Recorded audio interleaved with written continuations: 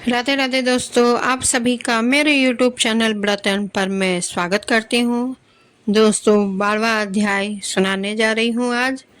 नारद जी बोले, जब भगवान शंकर चले गए तब, हे प्रभु, उस बाला ने शोक कर क्या किया, सो मुझ विनीत को धर्म सिद्धि के लिए कहिए। श्री नारायण बोले, इसी प्रकार राजा युधिष्ठिर ने भगवान श्री कृष्ण से पूछा था, सो भगवान ने राजा के प्रति जो कहा सो हम तुमसे कहते हैं, सुनो। श्री कृष्ण बोले, हे राजन, हम इस प्रकार जब शिवजी चले गए तब वह बाला प्रभावित हो गई और लंबे श्वास लेती हुई बड़ी डरी हुई और वह कृशोदरी अश्रुपात पूर्वक रोने लगी।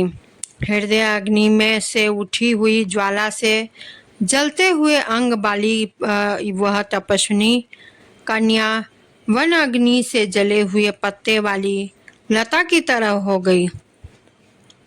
दुख और ईर्ष्या को प्राप्त उस कन्या का बहुत समय व्यतीत हो गया। इस प्रकार चूहे के बिल में घुसकर आक्रमण करके सर्प उसे बस में कर लेता है, उसी प्रकार उपयुक्त शोचनीय अवस्था को प्राप्त उस तपस्विनी बाला पर उस प्रभु काल ने आक्रमण कर उसे बस में कर लिया। वर्षा ऋतु में मेघ से घिरे हुए आकाश में बिजली चमक कर जैसे नष्ट हो जाती है, उसी प्रकार तपस्या से जले हुए पाप वाली जो वह कन्या अपने आश्रम में मर गई। उसी समय धर्मनिष्ठ यज्ञसेन राजा नामक राजा ने बड़ी सामग्रियों से युक्त उत्तम यज्ञ किया। उस यज्ञ कुंड से सुवर्ण के समान कांति वाली एक लड़की उत्पन्न हुई। वही कुमारी द्रुपद राज की कन्या के नाम से संसार में विख्यात हुई। पहले तो मेधावी ऋषि की कन्या थी, वही सब लोगों में द्रौपदी नाम से प्रसिद्ध हुई। उसी को स्वयंवर में मछली को बेच कर भीष्म, कर्ण आदि बहुत से राजाओं को तृण के समान कर क्षुभित रजमंडल में अर्जुन ने पांचाली को पाया।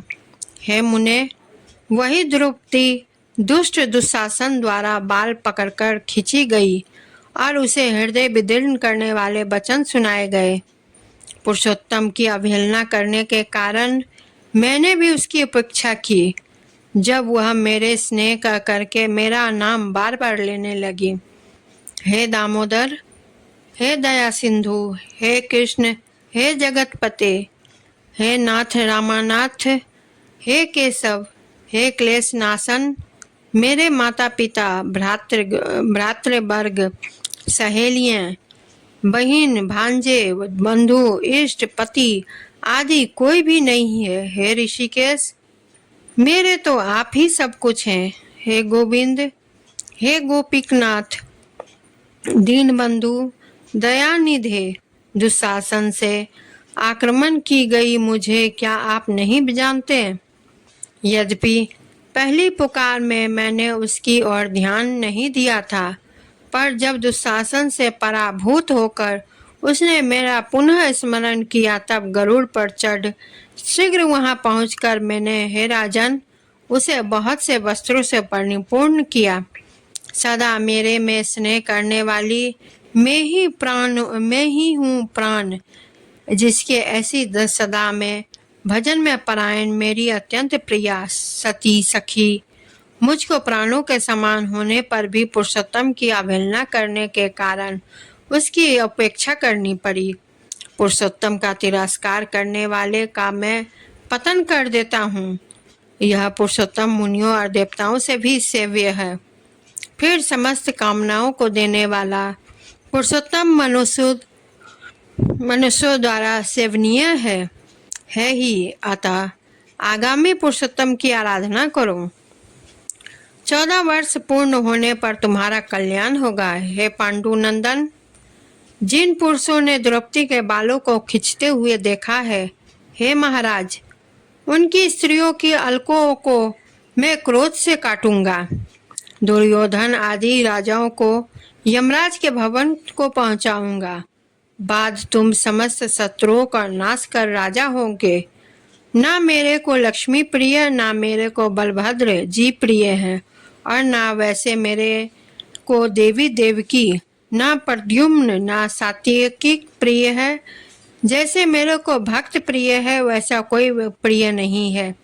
जिसने मेरे भक्त को पीड़ित किया, उसे मैं सदा पीड़ित करता रहूंगा। हे पांडव, उसके समान मेरा अन्य कोई शत्रु नहीं है। उसके अपराध का फल देने वाला यमराज है, क्योंकि वह दुष्ट दंड लेने के लिए मेरे से देखने के योग्य नहीं है।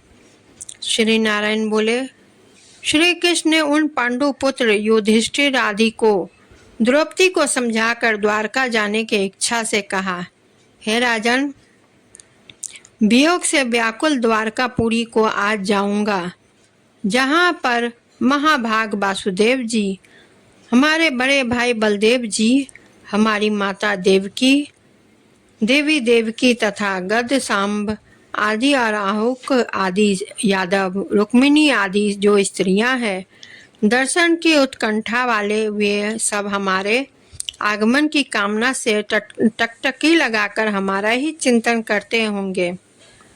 श्री नारायण बोले, इस प्रकार कहते हुए देवेश श्री कृष्ण गमन को जानकर पांडु पुत्र किस प्रकार गदगद कंठ से बोले, जिस प्रकार जल में रहने वाले का जीवन जल है, उसी तरह हम लोगों के जीवन तो आप ही है। हे जनार्दन, थोड़े ही दिनों के बाद फिर दर्शन हो। पांडवों के नाथ हरि है और तीनों लोकों से दूसरा कोई नहीं है। इस प्रकार सामने ही सब लोग कहते हैं, अतः हम लोगों की हमेशा रक्षा करें। हे जगदीश्वर, हम लोग आपके हैं, भूलिएगा नहीं। हम लोगों के चित्त रूपी भ्रमरों का जीवन आपका चरण कमल ही है। आप ही हमारे आधार हैं, इसलिए बारंबार हम सब प्रार्थना करते हैं। इन पांडु पुत्रों के निरंतर इस तरह कहते रहने पर श्री कृष्ण चंद्र प्रेमानंद में मग्न होकर धीरे धीरे रथ पर सवार होकर पीछे चलने वाले पांडु पुत्र को लौटाकर द्वारकापुरी को गए। श्री नारायण बोले, इसके बाद श्री द्वारकानाथ श्री कृष्ण चंद्र के द्वारकापुरी जाने पर राजा युधिष्ठिर अपने छोटे भाइयों के साथ तप करते हुए तीर्थों में भ्रमण को गए। हे ब्राह्मण, नारद भगवान के प्रिय पुरुषोत्तम मास में मन लगाकर और श्री कृष्ण चंद्र के वचनों को स्मरण करते हुए अपने छोटे भाइयों से तथा द्रौपदी से राजा युधिष्ठिर बोले, अहो, पुरुषोत्तम मास में होने वाले अत्यंत उग्र पुरुषोत्तम का महत्व मैं सुना है। पुरुषोत्तम भगवान के पूजन किए बिना सुख किस तरह मिलेगा। इस भारतवर्ष में वह धन्य है, वह पूज्य है, वही श्रेष्ठ है जो अनेक प्रकार के नियमों से पुरुषोत्तम भगवान का पूजन अर्चन किया करता है। इस तरह समस्त तीर्थों में भ्रमण करते हुए पांडु पुत्र पुरुषोत्तम मास के आने वाले विधि पूर्वक व्रत करने लगे। हे मुने, नारद व्रत के अंत में 14 वर्ष के पूर्ण होने पर श्री कृष्ण भगवान की कृपा से अतुल निकष्टक राज्य को प्राप्त किए। पूर्व काल में सूर्यवंश में होने वाला दृढ़ धनवा नाम का राजा पुरुषोत्तम मास के सेवन से बड़ी लक्ष्मी पुत्र पौत्र का सुख और अनेक प्रकार के भोगों को भोगकर योगियों को भी दुर्लभ जो भगवान का वैकुंठ लोक है वहां गया। मुनि श्रेष्ठ नारद, इस पुरुषोत्तम मास के अतुल महात्म्य को करोड़ों कल्प समय मिलने पर भी मैं कहने को समर्थ नहीं हूँ। सूत जी बोले, हे विप्र लोग, पुरुषोत्तम मास का महात्म्य कृष्ण द्वैपायन यानी व्यास जी से मैंने सुना था। यद्यपि तथापि कहने को मैं समर्थ नहीं हूँ। इस पुरुषोत्तम मास की अखिल महात्म्य को स्वयं नारायण जानते हैं। या साक्षात वैकुंठवासी हरि भगवान जानते हैं, परंतु ब्रह्मा आदि देवताओं से नमस्कार किए जाने वाले हे चरण पीठ, जिनके ऐसे गोलोकनाथ श्री कृष्णचंद्र भी अपनाए हुए पुरुषोत्तम मास का संपूर्ण महात्म्य नहीं जानते हैं तो मनुष्य कहाँ से जान सकता है। दोस्तों, आप सभी को मेरी यह वीडियो कैसी लगी कमेंट ज़रूर करें, वीडियो को लाइक शेयर करें, चैनल को सब्सक्राइब करें और मेरी हर एक नई वीडियो आप तक सबसे पहले पहुंचे, इसलिए आपको बेल आइकन को क्लिक करना होगा। और इसी के साथ फिर से मैं नई वीडियो लेकर उपस्थित होंगी। तब तक के लिए धन्यवाद।